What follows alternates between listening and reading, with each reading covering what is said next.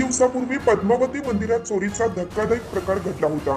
या प्रकरणी अजून तपास सुरू असताना पुन्हा एकदा चोरट्यांनी याच विभागातील मंगसुळी रोडवरील लक्ष्मीवाडी येथील लक्ष्मी मंदिरात चोरी केली आहे। अज्ञात चोरट्यांनी रविवारी रात्री 2च्या पुढे ही चोरी केली असून घटनेची माहिती मिळताच मिरज ग्रामीण पोलिसांनी तात्काळ घटनास्थळी धाव घेतली। या परिसरामध्ये चोरीच्या घटनांमध्ये वाढ होत असून लक्ष्मीवाडी येथील या लक्ष्मी मंदिरातील सोन्याची आभूषणे, चांदी व दानपेटी चोरी केली।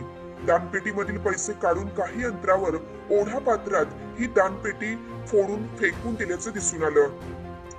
अंदाजे 4 तोळे सोने व चांदी लंपास केली आहे।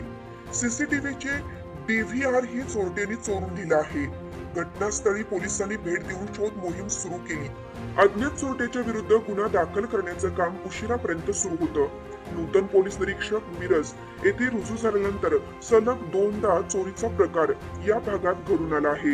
पोलीस निरीक्षकांना चोरट्यांनी आव्हान दिल्याचं चित्र समोर आलंय।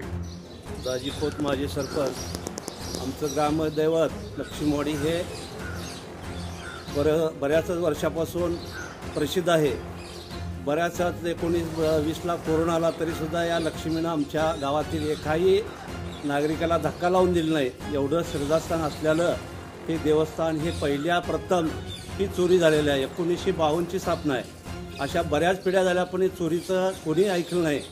बरीच जुनी जाणती मंडळी सांगतात अशी चोरी कधी होणार नाही, पण ही झाली। मागे एक वेळा इथं पानं सुद्धा कापलं त्याच्या पुजाऱ्यांचे, पण त्याला जाग येऊन दिलं नाही। त्यानं इथंच राहिला तो, आणि सकाळी तेव्हा मळकरी आला आणि त्यानं त्याला उठवला। म्हणजे एवढे देवस्थान असून सुद्धा आजच्या युगामध्ये असं घटना घडल्या तरी वातावरण भयानक झालंय। गावात सुद्धा हे प्रसरले, परवा अर्गीत झाली, तरी याचा लवकरात लवकर छडा लावावा अशी मी त्या पोलीस खात्याला विनंती करतोय।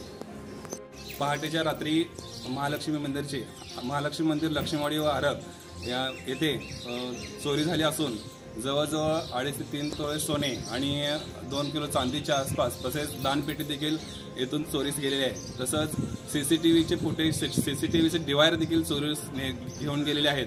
तर आजची जी चोरी झालेली आहे ती अतिशय निंदनीय आहे आणि अतिशय सर्वच महालक्ष्मी मंदिरच्या भाविक भक्तांची दुःखद बातमी आहे। तर याच्यासाठी पोलीस यंत्रणा सकाळपासून कार्यरत आहे। LCB पोलीस यंत्रणा, त्याच्यानंतर श्वान पथक, सर्वच यंत्रणा इथं चांगल्या पद्धतीने काम करत आहेत।